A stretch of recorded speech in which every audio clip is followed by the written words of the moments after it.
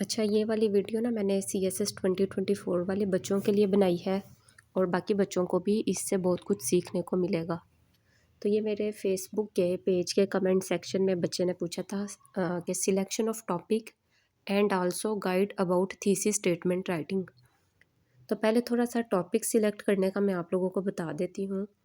देखो, टॉपिक जो होता है वो आपसे 3 तरह के टॉपिक पूछेगा।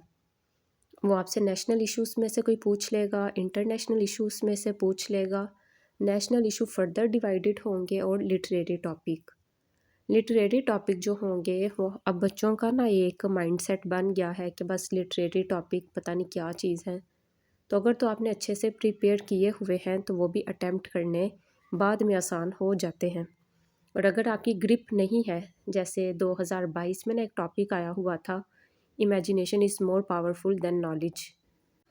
तो अगर तो आपको टर्म्स पता है, आपको लिंक पता है, आपको बैकग्राउंड पता है, ठीक है, और थोड़ा सा लिटरेरी टच पता है, और फिर उसको आप कुछ लिटरेरी टॉपिक्स ऐसे भी होते हैं जिन्हें आप जो है वो करंट में भी लगा लेते हो, ठीक है। तो अगर तो वो पूरा आपने सीखा हुआ है और आपने प्रैक्टिस की हुई है तो फिर ही आप ये वाले टॉपिक्स उठाएं। अगर आपको ये वाले टॉपिक्स नहीं आते तो फिर आपने सेफ़ अप्रोच को यूज़ करना है। सेफ़ अप्रोच होती है जिसमें सीधा सीधा टॉपिक होता है और जिसमें कोई भी हिडन आर्ग्यूमेंट नहीं होता। आपने हिडन आइडिया जो है वो फाइंड नहीं करना, ठीक है। जैसे वो 2020 में टॉपिक था ना, is Pakistan ready for digital revolution, और 2019 में जो टॉपिक था, इंफॉर्मेशन टेक्नोलॉजी ब्लेसिंग और कर्स। फिर इसी तरह से 2021 में टॉपिक था ग्लोबलाइजेशन प्रोज एंड कॉन्स। तो इस तरह के टॉपिक्स जो होते हैं इसे सेफ़ अप्रोच कहते हैं।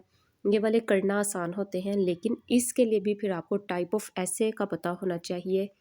टाइप ऑफ ऐसे क्या करती है, वो आप लोगों का ऐसे राइटिंग का स्ट्रक्चर बना देती है। तो मेरा टाइप ऑफ ऐसे का लेक्चर भी पड़ा हुआ है यूट्यूब पर, आप लोग एक दफ़ा उसे देख लेना। कि इन केस आपको टाइप का भी नहीं पता, आपको स्ट्रक्चर का पता है, तो वो भी आसान हो जाएगा। तो मेरी रिकमेंडेशन ये है कि वो टॉपिक उठाना है जिसको आप आसानी से समझ सकते हैं और समझा सकते हैं।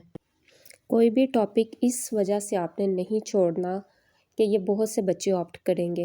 एग्ज़ामिनर ने आपकी अप्रोच देखनी है, ठीक है। आसान टॉपिक जो आप लोगों के लिए समझना आसान है, अटेम्प्ट करना आसान है, उससे उठाना है। और उसमें भी मेरी बच्चों को रिकमेंडेशन होती है कि टेक्नोलॉजी वाला टॉपिक ज़रूर पिक आप लोगों ने ज़रूर पिक करना है, या एजुकेशन का टॉपिक जो सीधा सीधा टॉपिक होता है उसे भी आपने पकड़ लेना है। सोशल इशू कोई है वो भी ज़रूर पकड़ लें, नेशनल इशू है वो भी पकड़ लें।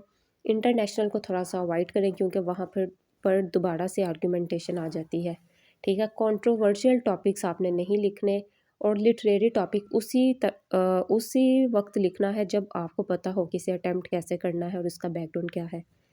थीसिस स्टेटमेंट के लिए ये है, आपको मैं जल्दी जल्दी बता देती हूँ कि अगर थीसिस नहीं भी लिखते CSS वाले बच्चे तो भी कोई बात नहीं, और अगर लिखते हैं तो उसमें 3 चीज़ों को आपने फॉलो करना है। उसमें आपने जो है वो टॉपिक को ओपन करना है, अपना स्टांस बता देना है कि किसी भी टॉपिक के लिए आपका स्टांस क्या है, और उसकी इंटेंसिटी बता के, और एक सेंटेंस में वन लाइनर उसका कोई भी सजेस्टिव अप्रोच आपने डाल देनी है, तो फिर वो आपकी थीसिस राइटिंग हो जाती है। थीसिस राइटिंग के लिए ना मैं बच्चों को एक बात बताती होती हूँ कि जिस तरह से आप लोग बचपन में प्रैक्टिकल नोटबुक्स लिखते थे ना, तो उनमें क्या होता था, ऑब्जेक्टिव। तो ये भी आपके ऐसे का ऑब्जेक्टिव होता है। अच्छा, वो तमाम बच्चे जिन्होंने PMS 2024 और CSS 2025 में अपीयर होना है और उन्हें नहीं पता इंग्लिश का स्टार्ट कहाँ से लेना है, इसको किस तरह से तैयार करना है, तो वो मेरा ना अभी रमज़ान का बैच आ रहा है, तो आप वो ज्वाइन कर लो। क्योंकि कभी कभी ऐसा होता है ना कि आप लोग जो है जब किसी टीचर को फॉलो करते हो, किसी को फॉलो करने से आपका वो जो काम 2-3 सालों में होना है वो 6 महीनों में हो जाता है, ठीक है। तो उस्ताद के बगैर आप कभी कभी इंग्लिश नहीं तैयार कर पाते। तो इंग्लिश का जो बिल्कुल आप लोगों ने स्टार्ट लेना है तो उसके लिए मैं आपको रेकमेंड करूँगी कि मेरा सेशन ज्वाइन कर लो। अच्छा, फिर ना ये एक बच्चे ने पूछा है कि कंटिन्यूटी जो है वो नहीं आती। तो आपके पढ़ने में फ़्लो उस टाइम पर नहीं आता जब आपके पास डायरेक्शन नहीं होती, जब आपके पास प्रेशर नहीं होता, आपको नहीं पता होता कितना सिलेबस है और कितना टफ़ कंपटीशन है। जब तक आप कंपटीशन को जो है वो बड़ा लाइट ले रहे होते हैं या आपको नहीं पता होता आपने कितना सिलेबस कवर करना है, तब तक आपका माइंड जो है वो आपको प्रेशर के जो सिग्नल्स हैं वो नहीं भेजता। या कभी कभी ऐसा होता है कि आपने स्ट्रेस ली होती है कि मैंने पढ़ना है और आपको यही नहीं पता होता कि आपने क्या पढ़ना है। उस टाइम पर भी क्या होता है, बच्चे गैप देना शुरू कर देते हैं और उन्हें लगता है बस इतना पढ़ना, ये तो मैं कर लूँगा। तो इसके लिए कि आप जो है एक टाइम टेबल फॉलो करें और आप लोग जो है वो एक फ़्लो के साथ चलें, तो उसके लिए फिर क्या है, आप किसी टीचर को फॉलो कर लें या आप लोग पूरी रिसर्च करें कि आपने पढ़ना क्या है, आपका सिलेबस कितना है, आपने कितने पास्ट पेपर जो हैं वो सॉल्व करने हैं।